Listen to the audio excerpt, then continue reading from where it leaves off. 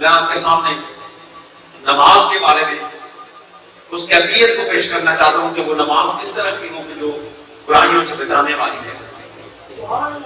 اور وہ نماز یقیناً وہ نماز ہوگی جو کامل توجہ اپنے رب کی طرف والی ہے۔ حضرت ابو ہریرہ رضی اللہ تعالیٰ عنہ یہ حدیث پاک بیان کرتے ہیں، آپ فرماتے ہیں کہ ان رسول اللہ صلی اللہ علیہ وسلم دخل المسجد، کہ حضور علیہ السلام مسجد میں داخل ہوئے، فدخل رجل، آپ علیہ السلام مسجد میں بیٹھے ہوئے تو ایک شخص مسجد کے اندر داخل ہوا، فسلم علی النبی صلی اللہ علیہ وسلم، کہ حضور علیہ السلام اس نے نماز پڑھی اور نماز پڑھنے کے بعد سید عالم صلی اللہ علیہ وسلم کی بارگاہ میں حاضر ہوا اور سلام پیش کیا۔ فرد رسول اللہ صلی اللہ علیہ وسلم نے اس کو واپس لوٹایا اور کہا ارجع فصلی فإنک لم تصلی، کہ واپس پلٹ جا اور نماز پڑھ، تو نے نماز نہیں پڑھی، واپس پلٹ جا، نماز پڑھ، تو نے نماز نہیں پڑھی۔ فرجع، پھر وہ واپس پلٹ گیا، یصلی کما صلی، اس نے پھر نماز پڑھی جیسے پہلے پڑھی تھی۔ ثم جا، پھر وہ رسول اللہ صلی اللہ علیہ وسلم کے پاس آیا، فسلم، اور سلام علیکم۔ دیکھو ہمارے آقا علیہ السلام مولویوں کی طرح نہیں تھے، مولویوں کی طرح ہوتے تو اس کو ڈانٹ ڈپٹ کے کہتے کہ تو غلط نماز پڑھتا ہے، تمہیں شرم نہیں آتی، وہ اس طرح کرتا ہے، اس طرح کرتا ہے، لیکن آقا علیہ السلام کے سمجھانے کا انداز وہاں شفقت ملتی ہے، رحمت ملتی ہے، پیار ملتا ہے، رافت ملتی ہے، عزت ملتی ہے، وقار ملتا ہے اور پیار ملتا ہے۔ آپ نے فرمایا فسلم علی النبی، پھر اس نے بارگاہ رسالت میں سلام عرض کیا، فقال، پھر آپ علیہ السلام نے فرمایا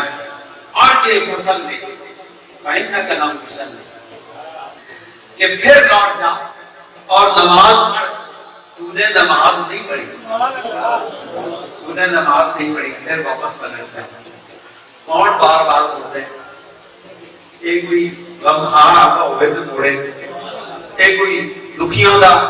دلدار ہوئے تو موڑے، ایک کوئی گناہگاراں دے سر تے ہاتھ رکھن والا ہوئے تو موڑے، ایک گناہگاراں نوں اپنے سینے نال لاؤن والا ہوئے تو موڑے، ایک گناہگاراں نوں اپنے دامن رحمت تے چھپان والا ہوئے تے موڑے۔ یہ وہ ہستی ہے جنہاں نے پیار کرنا سکھایا ہے، یہ وہ ہستی ہے جنہاں نے محبت کرنی سکھائی ہے، یہ وہ ہستی ہے جنہاں نے انسان کو انسانیت کا وقار بخشا ہے اور عزت بخشی ہے۔ آپ نے فرمایا واپس پلٹ جا، فإنک لم تصلی ثلاثا، آپ نے 3 بار اس کو واپس پلٹا ہے۔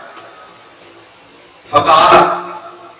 والذی بعثک بالحق، بار بار پلٹاتے ہیں، پھر پڑھ، پھر پڑھ، پھر پڑھ، اور اگر وہ اپنی ہار نہ مانتا تو شاید رسول اللہ صلی اللہ علیہ وسلم اس سے ساری رات نماز پڑھاتے ہیں۔ وہ آخر ہار مان کے کہنے لگا والذی بعثک بالحق، مجھے قسم ہے اس ہستی کی جس نے آپ کو اس دنیا میں مبعوث فرمایا، والذی بعثک بالحق ما احسن غیرہ، سوڑیا میں اس تو بعد نماز نہ پڑھ سکتا، میں نے قسم ہے تیرے مبعوث کرنے آنے رب دی، میرے کو اس کو چنگی نماز نہیں پڑھنے دیا۔ رسول اللہ صلی اللہ علیہ وسلم ہنستے ہوئے، اس نے آکھیا، صحابی نے آکھیا علمنی یا رسول اللہ، مجھ سے اس سے زیادہ بہتر نماز نہیں پڑھی جا سکتی تو پھر مجھے تعلیم عطا فرمائے، تعلیم دے کہ میں کیسے نماز پڑھوں، کیسے نماز پڑھوں۔ کوئی اور ہو گیا کیا کیا جاؤ فلانے کو اس کو جا کے سیکھ نماز، اس کو پڑھ، لیکن وہ آقا ساری کائنات کو علم عطا فرمانے آئے ہیں، وہ ساری کائنات کو علم عطا کرنے آئے ہیں۔ قیامت تک جس کو جتنا علم ملتا رہے گا وہ سرکار کے فیض ملتا رہے گا، اس لیے آپ کہتے ہیں کہ وہ علم عطا فرمانے آئے ہیں۔ اب بھی جس کو جو علم مل رہا ہے وہ بارگاہ مصطفیٰ سے مل رہا ہے۔ آپ نے فرمایا فقال، آپ نے فرمایا ہن میری سنو، آپ نے فرمایا میری بات سنو۔ فقال اذا قمت الى الصلاۃ، جب تو نماز کے لیے کھڑا ہو تو کیا کر، فکبر، تکبیرہ، تکبیر تحریمہ، پہلے جس وقت نماز کے واسطے کھڑا ہوئے فکبر، تکبیر تحریمہ پڑھ، تو کیا، ثم اقرأ ما تیسر معک من القرآن، پھر قرآن مجید میں سے جتنا تجھے میسر ہے، جتنا تجھے یاد ہے، جتنا تو پڑھ سکتا ہے، جتنا تجھے آسانی ہے وہ نماز میں اس کے بعد پڑھ۔ پھر کیا کر، ثم ارکع حتی تطمئن راکعا، آپ علیہ السلام نے فرمایا پھر رکوع کر، اور اتنا رکوع کر کہ تجھے اطمینان ہو جائے، تجھے تیرے سارے اعضاء حالت اطمینان میں آ جائے۔ تو نماز کے لیے تکبیر پڑھ، پھر قرآن مجید میں سے جو تمہیں میسر ہو، جو آسانی ہو وہ پڑھو، پھر رکوع میں جاؤ، اور رکوع میں جانے کے بعد تمہارے جس وقت اطمینان ہو جائے، سارے اعضاء اپنے اپنے مقام پر بیٹھ جائیں، تو پھر جا کر ثم ارفع حتی تعدل قائما، پھر تو سیدھا کھڑا ہو جا اور بالکل اس طرح عمودی صورت سیدھا کھڑا ہو جا، انج نہیں جڑے آپ کو میں کئی بار پنجاب میں گیا، ذرا دسا کھڑا کر، اچھا اے جناب رکوع ہونا پیا، تکبیر آکی، نماز پڑھی، اس آنکھ پڑھا، نماز ان کا کوئی ان کا کے کریا، کوئی ان کا کے کریا، کوئی ان کا کے کریا، کوئی اتنے آتا، یہ ادب کا طریقہ، یہ مقام نفس ہے، یہ مقام نفس ہے، اس کے اوپر ہاتھ رکھ تاکہ یہ تیرے قابو میں آ جائے کہ تو کس بارگاہ میں کھڑا ہے۔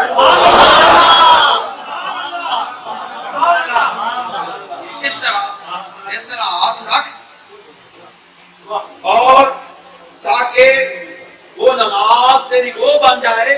کہ ان الصلاۃ تنہی عن الفحشاء والمنکر، فحشات کو بھی بچائے، منکرات کو بھی بچائے،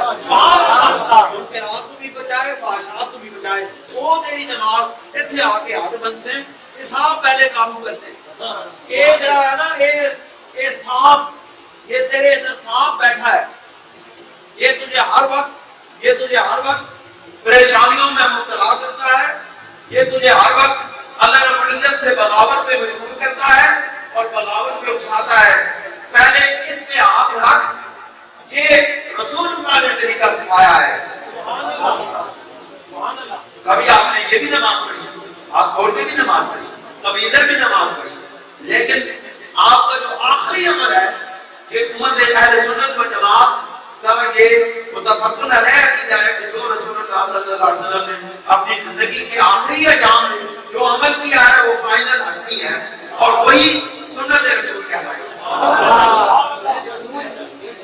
اہل سنت کے رسول۔ تو آپ نے ادھر ہاتھ باندھنے کو کہا کہ یہ نفس ہے تیرا، یہ مقام نفس ہے، یہ تیرا لطیفہ قلب ہے، یہ تیرا لطیفہ روح ہے، لطیفہ سر ہے،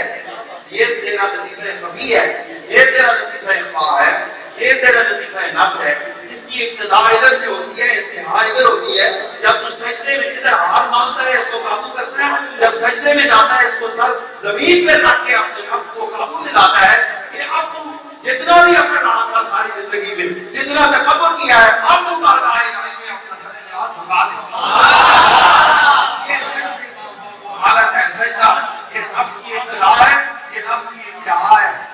رسول اللہ نے اس انتہائی مقام کو رب ذوالجلال کی بارگاہ میں ذلت اور انکساری کی انتہا میں پہنچا کے کہا کہ اب تو کھڑا ہو کے دکھا، اب تو تکبر کر کے دکھا، ہم نے تجھے زمین کے اندر گھسیٹ کے رکھ دیا ہے، ہم نے تمہیں زمین کے اوپر رگڑ کے رکھ دیا۔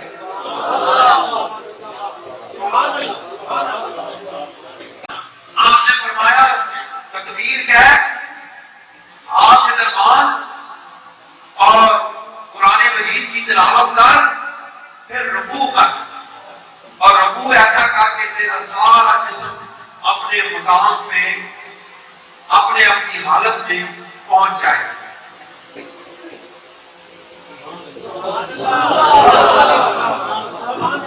پھر آپ نے فرمایا اس طرح کھڑے ہو، پھر سیدھے کھڑے ہو جاؤ کہ ہر عضو اپنے حد اعتدال پر پہنچ جائے۔ اسی کیا کرنے ہیں؟ اسی کرنے ہیں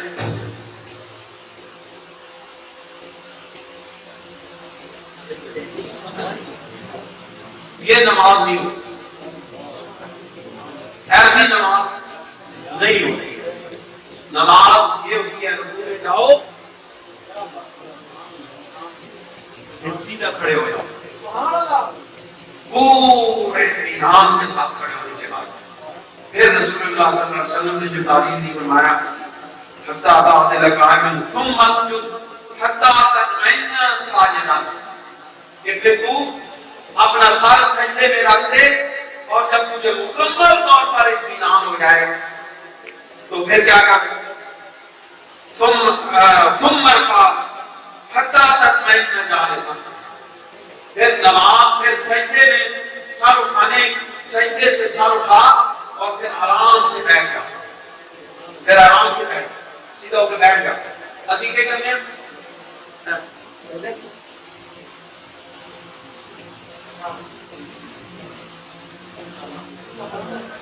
یاد رکھو یہ ایک سجدہ ہوتا ہے، دوسرا سجدہ نہیں ہوتا۔ جب دوسرا سجدہ نہیں ہوگا واجب چھوٹ جائے گا، نماز ختم ہو جائے گی، نماز فاسد ہے۔ اس طرح نماز پڑھو جس طرح رسول اللہ صلی اللہ علیہ وسلم نے فرمایا۔ آقا علیہ السلام نے فرمایا اصلی کما رأیتمونی، تم اس طرح نماز پڑھو جس طرح مجھے نماز پڑھتے ہوئے دیکھتے، مجھے پڑھتے ہوئے دیکھتے، اس طرح نماز پڑھو، کیونکہ نماز میری اداؤں کی تحریک کا نام ہے۔ جس طرح میں کھڑا ہوں تو تمہیں بھی کھڑا ہونا پڑے گا، میں بیٹھوں گا تو تمہیں بھی بیٹھنا پڑے گا، میں سجدے میں جاؤں گا تو تمہیں بھی سجدے میں جانا پڑے گا، میں اگر ایک سجدہ کروں گا تو تمہیں ایک سجدہ کرنا پڑے گا، میں اگر دو سجدے کروں گا تو تمہیں دو کرنے پڑیں گے، تم نہ 4 کر سکتے ہو، نہ 3 کر سکتے ہو، نہ 1 کر سکتے ہو، نہ 5 کر سکتے ہو، تمہیں وہی کرنا پڑے گا جو میں کرتا ہوں، کیونکہ میں وہی کرتا ہوں جو میں رب کرتا ہوں۔ آپ کو رب نے نہیں کہا کہ کس طرح کرو، رب نے محبوب کو کہا کہ میرے محبوب اس طرح کر، پھر لوگوں کو کہا کہ جس طرح میرے محبوب کرتے ہیں اس طرح کرو۔ میں یطیع الرسول فقد اطاع، کہ جس نے رسول کی اطاعت کی اس نے اللہ کی اطاعت۔ تو پھر آقا علیہ السلام نے ارشاد فرمایا حتی تطمئن جالسا وافعل ذلک، اور اسی طرح فی صلاتک کلھا، اور ساری نماز میں پھر اسی طرح کرو، اسی طرح کی نماز پڑھو۔ یہ جس طرح رسول اللہ صلی اللہ علیہ وسلم نے بتائی ہے، میں نے پریکٹیکل آ کر کے آپ کو بتائی ہے۔ آپ نماز اس طرح پڑھو گے نا جس طرح رسول اللہ پڑھائے، جس طرح ہمارے آقا پڑھتے ہیں اس طرح نماز پڑھو گے۔ غلطیاں نہیں کرنی ہیں، غلطیاں نہیں کرنی ہیں، نماز درست قائم کرو، نماز کو صحیح پڑھو جس طرح سرکار نے پڑھی، اور یہی نماز جو ہے اس کی توجہ۔ اب کیا فائدہ کیا ہوگا؟ فائدہ اس کا یہ ہوگا کہ جب آپ نماز اطمینان سے پڑھیں گے آپ کی کامل توجہ اپنے رب کی طرف ہو جائے گی، اور یہ وہ نماز ہوگی جو آپ کو برائیوں سے اور منکرات سے نجات دیتے ہیں۔ ہمیں جو کچھ ملا ہے، ہمیں جو کچھ ملا ہے در مصطفیٰ سے ملا ہے، اور در مصطفیٰ تک پہنچایا ہے تو مجدد الفسانی نے پڑھا۔ ہمارے بزرگوں کو جو فیض عطا ہوئی، جو روحانیت عطا ہوئی، جو عشق ملا ہے مصطفیٰ کا، جو محبت ملی ہے، وہ مجدد الفسانی رضی اللہ تعالیٰ عنہ کے قدموں کے فیض ملی۔ حضرت مجدد الفسانی رضی اللہ تعالیٰ عنہ ارشاد فرماتے ہیں، فارسی کا میرے والد گرامی شیخ کامل کی یہ سنت ہے، اور آپ یقین جانیے میں ہمیشہ آپ کو یہ بتا دوں کہ میں نے اس سنت کو نہیں چھوڑا ہے، کیونکہ مرید ہوتا ہی وہ ہے جو اپنے پیر کی پیروی کرے، لیکن یاد رکھو طریقت کا یہ اصول ہے کہ اپنے مرشد کی جب تک آپ اطاعت نہیں کریں گے، اپنے مرشد کے قدموں پر قدم رکھ کے نہیں چلیں گے، آپ کو کوئی روحانی فیض نہیں ہے۔ مرشد فیض اس وقت ہی ٹرانسفر کرتا ہے جب وہ دیکھتا ہے کہ اب زمین ہموار ہو گئی ہے، زمین بیج کاشت کرنے کے قابل ہو گئی ہے، پھر یہ صورتحال ہوتی ہے کہ طیبہ سے منگائی جاتی ہے، سینوں میں چھپائی جاتی ہے، توحید کی مہک پیالوں سے نہیں نظروں سے پلائی جاتی ہے۔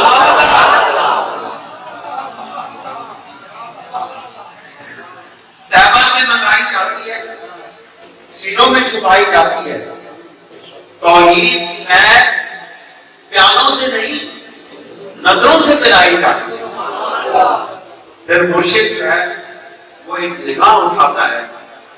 اور اللہ تعالیٰ کی کے معارف اور انوارات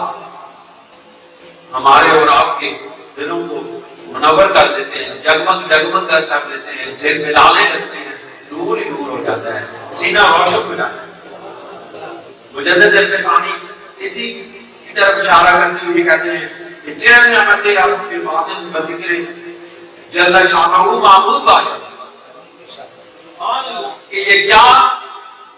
کتنا بڑا انعام ہے، یہ کتنا بڑا انعام ہے کہ باطن جو ہے وہ ذکر الہی سے معمور ہو جائے، یعنی اللہ اللہ اللہ کا ذکر اس سینے میں اتنا سما جائے کہ اس ذکر کے علاوہ کچھ اور یاد ہی نہ رہے، معمور ہو جائے سینہ ذکر الہی سے، مظاہر کا حکام شرعی متجلہ شبات اور ظاہر احکامات الہیہ سے اور احکامات رسول اللہ صلی اللہ علیہ وسلم سے مزین ہو جائے، متجلہ ہو جائے، روشن ہو جائے۔ اس کا مطلب ہے کہ اگر کوئی ظاہری طور پہ رسول اللہ صلی اللہ علیہ وسلم کی پیروی کرتا ہے تو اس کو بھی نور ملتا ہے، اور جو باطنی طور پہ رسول اللہ کی پیروی کرتا ہے اس کو باطنی طور بھی نور عطا کیا جاتا ہے۔ آپ فرماتے ہیں جو اکثر مرغم ترین ایام در ادائی نماز مساحلت بھی نمائیں۔ آپ فرماتے ہیں کہ ان ایام میں بہت سارے لوگ جو ہیں وہ نماز میں سستی کرتے ہیں، وہ بدعنانیت و تعدیل ارکان تقید نبی برسن، اور آپ فرماتے ہیں کہ تعدیل ارکان جس طرح میں نے بتایا، تعدیل ارکان کا یہ مطلب ہے آرام سے ہر رکن کو ادا کیا جائے، اس کو تعدیل ارکان کہتے ہیں۔ کہ تعدیل ارکان نہیں کرتے، تمانیت کے ساتھ اطمینان کے ساتھ نماز نہیں پڑھتے، آیا پٹ وضو کی طرح نماز پڑھی، ہو گیا سجدے مار جاؤ گا، ہو گیا نماز، ادھر نماز پڑھی ادھر کاروبار دکان کھول کے پھر رہے، یہ نماز نہیں ہے۔ آپ اطمینان سے نماز پڑھیں، پھر وہ نماز قابل قبول ہوگی۔ اور یاد رکھو، آپ اگر اطمینان سے نماز پڑھیں گے نا تو گاہک آپ کا انتظار کرے گا، گاہک کو یہ نماز بھاگنے نہیں دے گی، یہ کبھی تجربہ کر کے دیکھو، گاہک تمہارا انتظار کرے گا، دروازے پہ کھڑے ہو کر تمہارا انتظار کرے گا کہ کب دکان کھلے گی اور میں سامان لے کے جاؤں۔ لیکن ادھر جو دکان کھلی ہے نا، اس دکان سے سودا آرام سے لینا ہے، کیوں نہیں؟ اس دکان سے سودا آرام سے لینا ہے۔ تو آپ فرماتے ہیں کہ بزرگ بیان دلیل باب تاکید و مبالغہ بھی نبی صلی اللہ علیہ وسلم پھر یہ فرماتے ہیں کہ میں آپ کو حضور علیہ السلام کی کچھ باتیں بتاتا ہوں اور پھر وہ اس طرح کی نماز ادا کریں. اس میں اختصار کے ساتھ میں آپ کو کہتا ہوں ولید مربوط علیہ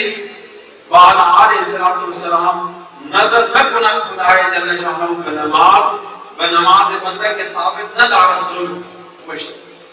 خود را در رکوع کہ اللہ رب العزت ایسے شخص کی نماز کی طرف نظر بھی اٹھا کے نہیں دیکھتا جس کی رکوع کے اندر پشت سیدھی نہ ہو جائے وہ سجود خود اور سجدے کی آیات. باقی ساری باتیں آپ نے اسی انداز میں کہی ہیں جو میں نے آپ کو تفصیل کے ساتھ حدیث مبارک میں بیان کر چکا ہوں اور اس کی تفصیل اس مکتوب میں ہے. ناظرین السلام علیکم. چراہی سادات یوٹیوب چینل سلسلہ نقشبندیہ مجددیہ کی مشہور درگاہ چورا شریف کا مستند چینل ہے. اس چینل کے ذریعے عشق الہی و عشق رسول اور عقائد اہل سنت و جماعت کی آبیانی کے لیے خطابات اور مختلف ویڈیوز آپ کی خدمت میں پیش کی جاتی ہیں. امید ہے کہ آپ اسلام کی صحیح تشریح اور عقائد حقہ کی اشاعت میں ہمارے معاون بنیں گے. آپ سے التماس ہے کہ نہ صرف آپ اس چینل کو سبسکرائب کریں اور بیل کے آئیکن کو پریس کریں تاکہ آپ کو ہماری ویڈیوز کی بر وقت اطلاع ملے، بلکہ اپنے دوستوں کو بھی اس میں شمولیت کی دعوت دیں. شکریہ.